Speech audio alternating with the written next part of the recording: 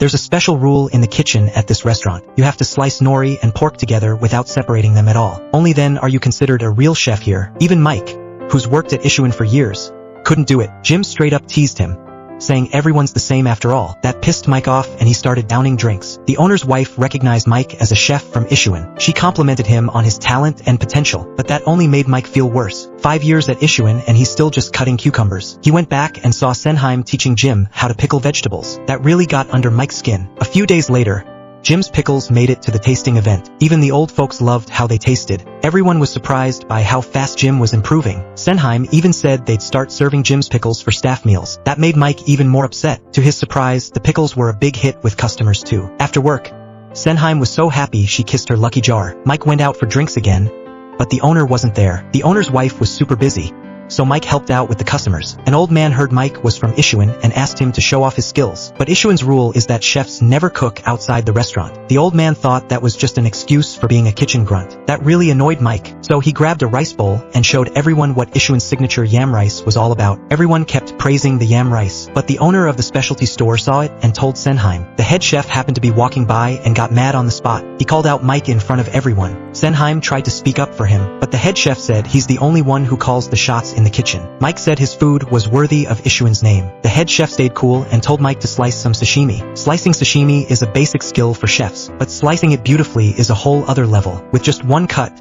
anyone could see the difference. And just like everyone expected, Mike thought about it all night. Finally, he swallowed his pride and apologized to the owner's wife. But Senheim never gets involved with kitchen business. Feeling stuck, Mike said quitting was the best solution. He thought Senheim would try to keep him, but she just agreed right away. The head chef heard about the resignation and went out shopping like nothing happened. Jim didn't get why Senheim let Mike go, but she said coming and going at Ishuen is up to everyone. You know that better than anyone. Jim had nothing to say about his own dark past. Mike found a job at a local restaurant. When he sliced sashimi, he subconsciously copied the head chef's moves, but it was just emotions, not the real skill. After closing, Senheim showed up at the door. She doesn't usually get involved in kitchen affairs, but she already knew how things would play out. Recently, the salted pickles had been missing something, so she wanted to see if Mike had any ideas. Mike suggested maybe try pickling pork. Senheim thought it was a great idea. Before leaving, Senheim asked him to try slicing nori pork one more time. Strangely, this time his knife moved like magic. He actually managed to keep every slice perfectly together. Senheim acted like she expected this all along. She told him to come to Ishuen tomorrow and make pickled pork for everyone. He skewered the pork,